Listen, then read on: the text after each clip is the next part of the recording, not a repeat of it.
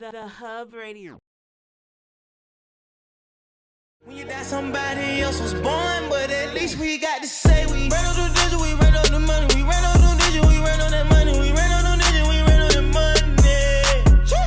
We ran on the digit, we ran on the money, we ran on the digit, we ran on some money. Back live from the HubCityDre and Sanity Coco, C Nash in the building. Thank you for my nigga K.O. Hold it down for me, man. Emergency Corey. Emergency Corey is always here for us. Always man. on time. Excuse my Yeah, tardiness, right. ladies and gentlemen. I was in Vegas with my nigga 100K Day, and we were just. What y'all was doing in Vegas? Oh, man, Making plays. Making plays. What? Yeah, working. You see, still working. Working. Working, Got man. it. Okay. Hey, man, we got our guest in the building, man. We got my man Robb C in the building. Yeah. What's going on with you, my brother? What's the deal, man? How you doing, man? Welcome. Good, I'm living. Thank you. You look real casual about yourself, man. You don't come off as a rapper today. Man, I just gotta, I'm just a regular Look like person. an inspirational speaker. Dude, I thought he was about to Yes. come work on y'all sound equipment or something. I gotta keep it humble, man. I don't like, It happens to me too, Rob. When I go out to places out of state or whatever, they be like, "Yeah, nigga, you don't look like a nigga from Rock."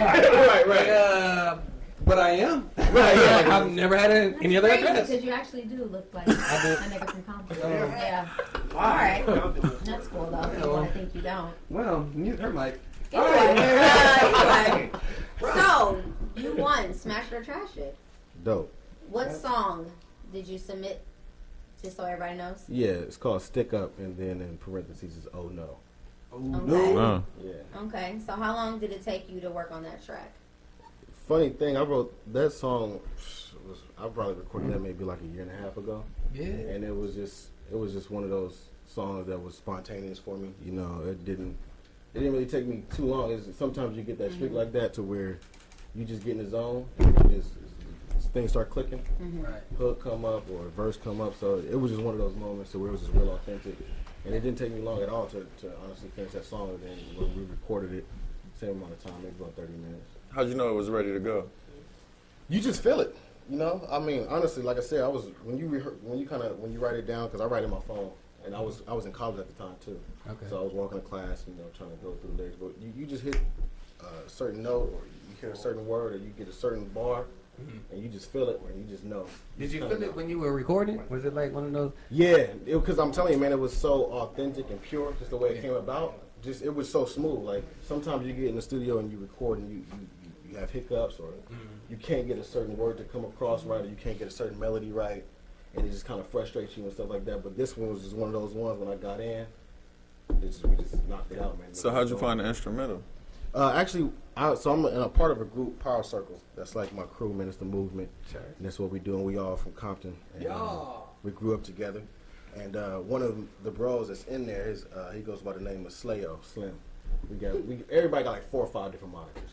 Okay. So, but he actually produced that. He produced it from scratch, and he got the inspiration from a Gold Link song, and he just kind of sampled it or recreated it rather, and then made the beat, and then we just kind of ran from there. So Can we run it? we just ran it. Oh, that was it? Yeah. Okay. I know this. As far as like the recording process, like, do you hear the beat first, or is it like, yo, I want to write this type of song, or like, what's the process for Robb C? For Robb C, it can go either which way. Most of the time, though, I get the instrumental first, and then from the instrumental, I kind of ride with it. I live with it for a little bit. Walk with it, see what inspiration come up, freestyle. That's mostly how it goes. I freestyle to myself, and then I come across a line that's like, oh yeah, because a lot of it is gibberish at first. A lot of it is, a lot of it don't make it. So I was, I came up and. Do you ever come up with lyrics and then save them for another song? Like maybe Definitely. it don't fit? Okay. Definitely. So, some of it does make it then. Yeah, sometimes I even have whole verses that don't even make it, and then I just take maybe a half of that verse or 2 lines from that verse and put on the other song because it just fits. What school did you go to, and for what? What was your major? Yeah, so graduated from Compton High, but then I went to UC Irvine and majored in economics and did a minor in film and media studies. Film and media studies. Yeah. Have you shot your own videos yet, or edit your own videos yet? Yeah, I did all that. We had to take classes to where we had to do, all that Did stuff. you do it for your music? Yeah, that's what I want to know. Because I want to know what that look like. like. Right now, yeah. So the thing is with me, I'm a very particular artist, I think, Mm-hmm. and I take pride in what I do, and I take my time with everything that I do. And I'm not one of those. Even with my music, I'm not one of those artists that just record something and put it out. It has to like feel right. It has to sound right. I have to know to myself that it's the best quality. Mm-hmm. And so with the videos that I made, I haven't released a video yet because I haven't come across somebody who I can work with that can fulfill the visions that I want for my videos, and I'm not trying to put out nothing subpar. Mm-hmm. And especially being this late in the game with my music to where I'm comfortable now with what I'm recording or what I'm releasing. Mm-hmm. I don't want to just release a backyard video. You know what I'm saying? It would have to be something that makes sense to me. You want to write treatment out, make yeah, sure everything exactly. is... So, I mean, I'm actually in the works, though, this year to definitely put some visuals out because, I got the right connection, got the right people behind it. But, yeah, I've never worked on my own video, though, to keep it short, my own music video now. The song that you put for Smash It or Trash It, did that come from a project or was that just like a single? Nah, it was just a freebie. It was just something, like I said, we just got in and it felt do you something. have good. any projects I that's want to know out? that. What's up with the projects? I have one project that I just released last year. Actually, I released it on the day I graduated. Where is it available at? Because I'm about to look right now. All right, bet. SoundCloud.com /Robb Sizzle, ROBBCIZZLE. And it's called Route 93. It's pretty much my journey. I was born in 1993. And it's pretty much, pretty much my journey, just going through life. And that's what it is all about. It's Route 93. Take that ride with me. You know what I'm saying? So ROBB what? ROBBCIZZLE. Okay. You got your own spelling going on. Right, and then if you're just searching it straight on SoundCloud, though, it's Robb C, ROBBC, period. That's Okay. it. All right, yeah, that's easy. That's easy to remember. Yeah. Robb C. Yeah, man. So, okay, now, as far as being an artist, what do you enjoy the most? Is it the writing, the recording, or the performing aspect of being an artist? Each of them have their own kind of lanes, because you get a certain feeling when you record something that feels good. You get a certain feeling when you write something that you know is going to feel good. And then when you perform something and you get that same energy back, and you never met these people before. Right. All of it kind of has its own distinct, moment, how it lives with you. So. Now, Yeah, he looked like a rapper on SoundCloud, bro. He looked no, like he looked like Pharrell, bro. He looked Compton Pharrell, That's bro. one of my favorite. That's like my favorite, most. Is that one of your inspirations? I can tell, bro. Yeah. It's almost What like else is an inspiration for you? Obviously Kendrick. I hopped on Kendrick when I was in high school when he was first like blowing up. So it was like his you story. said you was came so, out the womb in '93, son. Yeah. So his Hub Radio researcher over there. his music was blowing up like kind of when I was just now starting to get into kind of like myself rapping, and his story was like my story. Dude, but how many people? And this is a question for anyone from Compton that's like under the age of 35, bro. How many people that come from Compton that can relate to that Good Kid, Mad City? Right. Just, like that story, it resonated with so many people. Right, Whether indeed. you was thugging or you was not. Under 35. Exactly. If there's anybody that come from Compton, it ain't under 35. Oh, it's not under pretty 30. much. So Corey's like, I'm 40, and that shit was for me. I went and visited Sherrain. They too. just shaded my. Corey got him a Sherrain. All right. Got him a Damn. string, I was pushing up Rose pants as well. Yeah. I went to churches. So, all right, now, have you performed anything lately? Like, Not lately. Have you ever done a performance? Yeah, I've done performances before. Of course he's done. Yeah, No, I've done I'm just performances. I've done performances before. Tell us about your biggest venue that you rocked, like your biggest, in your opinion, your biggest show. My biggest show. I haven't done many shows, but the one that I did was actually my homegirl. She did an album release party at some little spot in like Costa Mesa. okay. And it was alive. Like she had dumb people come out, and she just wanted me on the ticket. I was like the only other person. That's And I like opened up for it, but I had like a 15-minute set, Wow. and it was live. Like I had my bros up there on stage with me. You But feel it was- comfortable performing? Yeah, man. It's one of those things where you're nervous before you go on, Yeah. but once you're in the moment, it's like you forget. You can live in the moment. Yeah. The hardest thing though, honestly, was it's kind of like damn near remembering your own lyrics. You be forgetting your own lyrics sometimes. Shit. Because I'm You're so caught up trying to performing perform, stuff. right. Yeah, I'm performing I've something I seen it recorded a happen. while I've seen ago. it. Like you just be like, man, like Where it's damn, like, what did I yeah, I'm say? feeling it. Y'all having a good time, but I forget y'all don't know my words. So I found myself making up some new bars, like Exactly. literally, They like, don't on know spot. it. And they don't know. I don't know. That's because that's not what it's I said. about. At the end of the day, you giving them a show. They want Right. to see you. Right. You're supposed to turn up, do what you're supposed to do. You're a rapper, so. Yeah. Do you feel the power behind your words when you're performing in front of people? Yeah, I mean, I feel like it's gonna come later, but I felt more power because actually it was an experience where I had, when I released my last project, I had some people give me feedback that I didn't know. And they was breaking down my lyrics, how I was explaining it to them and to myself, and even deeper. And I was like, damn. That's powerful. Yeah, right I was there. like, okay, Yeah. I'm on to something for sure. So Definitely. that's where it came from for me. I mean, like I said, I think the crowds will come later. I don't even think it's about the crowd. I think it's about the impact. Right. Like before you walked in, I was telling them that, you know, just reaching one new person is fulfilling enough Definitely. to continue to keep trying to reach someone else. Indeed. So, What has been some of your struggles as an independent artist? Oh my God, man.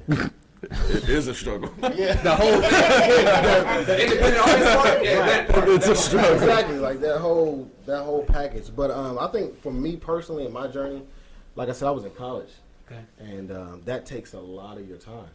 And at the same time, the other aspect is not having nobody backing you with no dollars, and you Right. doing it yourself. So my last project, I spent somewhere around like $2,500 total to get everything done, and I did it all myself. Found all the studios, found all the engineers, all the instrumentals, everything. So you doing all that by yourself. I had finals coming up. It was like stressful, but I had this theory where I told people, you know, my music is going to get better as I start to peel off these layers of life. Because Right. I'm in college and I'm focused on this and the third. I got finals coming up, and I'm writing songs, so I'm kind of like preoccupied while I'm doing it. But then now later in life, I'm only working and I'm making music. Then at the same time, at the next stage, I'll be only doing music. So you'll just be seeing the growth, you know, as I move forward. So you don't really seem like, you know, like the typical rapper. You know, you seem like very involved with your education, you know, like with finishing school. So has music always been a passion, or when did that come about? I started first recording when I was 16. I was in the 10th grade, like in the 10th grade, going into 11th grade. Okay, so that's kind of when you fell in love with music. No, I've been in love with music. Honestly, my whole family is musical. My mom's whole side of the family sings. My dad's whole side of the family is like instrumental. He played guitar and drum and stuff like that. What you So, play? Nothing. My dad, the honest to God truth, my dad, he had like a real kind of rough upbringing, and his outlet was music. And he always told me he wanted me to be a thinker. He wanted me to be able to kind of get through my situations, knowing how to get through, and I had to have something to cope with. Right. So he pushed me more towards education, reading, understanding self, your history, your people. And I grew up in a nation too, and part of the nation my family is. And so that whole influence. And so, I mean, he didn't let me pick up an instrument, but I picked up the mic. That's right. You see what I'm saying? So then from there, so the music has always been there, the influence. But then I finally kind of made that step at 16 when I was like, you know what? I think this is kind of what I want to do, because I was always like freestyling and different things like that. So right here, right now, as the man that you are, if you could give your 16-year-old self some advice, like how to, I guess, get a little further, Right. what would you tell yourself that you didn't know? Don't be afraid to take that step, man.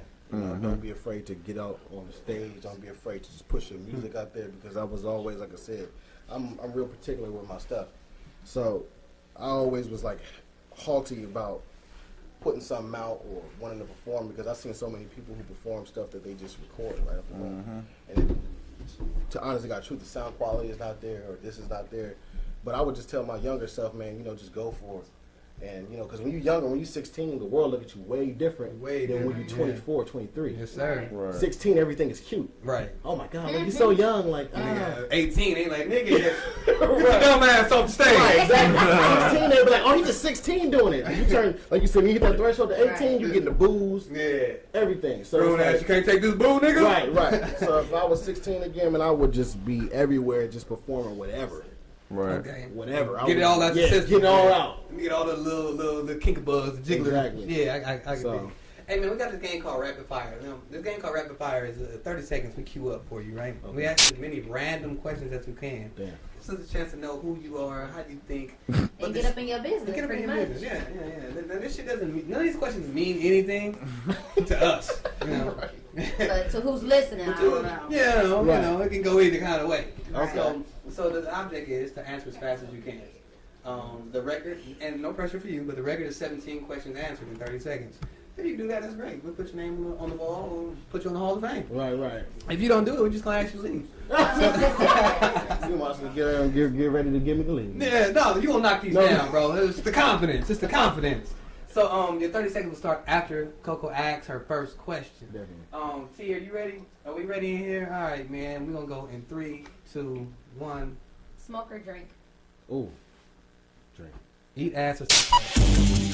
I'm gonna just go ahead and just off the strength of that. Eat pig intestines or cow tongue? Would you rather have a nipple-sized penis or a penis-sized nipple? Hold on. say that again. Would you rather have a penis-sized nipple or a nipple-sized penis? Yeah, this is one of those ones that. Yeah, it's not going down. So you forfeit. Yeah. Okay. Go ahead, keep going. We got 4 seconds. Stripper or escort? Damn, that's All right. Well, you know what? I knew it was gonna be bad off of the first question when it was an easy Yeah. Because that was like the easiest question. That's 30 seconds. But see, he set it up perfectly. I had to. So when you said that, when you gave the premise for it, I was already thinking in my head overthinking. So I'm like, you know what? This shit finna get ugly. It doesn't mean nothing to us, but to people at home, I'm like, I think he got 4. Yeah, 4, bro. Yeah, it's all good. Yeah. Life goes on. It does. And next time, maybe you do better. You live and learn. Yeah, but what can we expect from Robb C, man, going into the future, bro? Going into the future, man, you can expect definitely more music, more visuals. Like I said, my team, my crew, Power Circle, we all finna be dropping this. 4 of us that's finna be getting it cracking, man. Getting Power it Circle? Yeah, Power Circle. Okay. That's the movement, man. That's the crew. That's my guys, man. Shout out to the PC. But yeah, all of us is finna be releasing. Give us your Instagram and all that. Instagram, yeah. Instagram is Circle Rob, it's C, and it's 2 I's, R-C-L-E, and then R-O-B-B. So C-I-I-R-C-L-E, R-O-B-B. And that's my Twitter and Instagram. Dope. Yeah, follow me, man. You're going to see the whole crew. You're going to see everything that we're doing. Hey, man, we appreciate you for coming through, my brother. And I want you to stop back through here, man, and bring us the project, man. We want to hear the project, bro. Yeah, I'm cooking up, man. I'm telling you, I got some stuff coming for y'all. The Route 93, right? You come across Route as 93 is going to be the project? No, Route 93 is already out. Oh, The next sorry, one yeah. that's coming out, I'm juggling some titles. I don't want to like prematurely say something. Okay. But I just know it's definitely going to be here probably before the summer is over, for sure. Absolutely, man. We definitely, again, we appreciate you for stopping through, my brother. I want you to get on here and sign this wall, man, wherever you feel like your John Hancock should be. Most definitely. Make sure you make your mark, my brother. Appreciate it. We finna take a break, man. We'll be right back. Live from the hub. Yeah.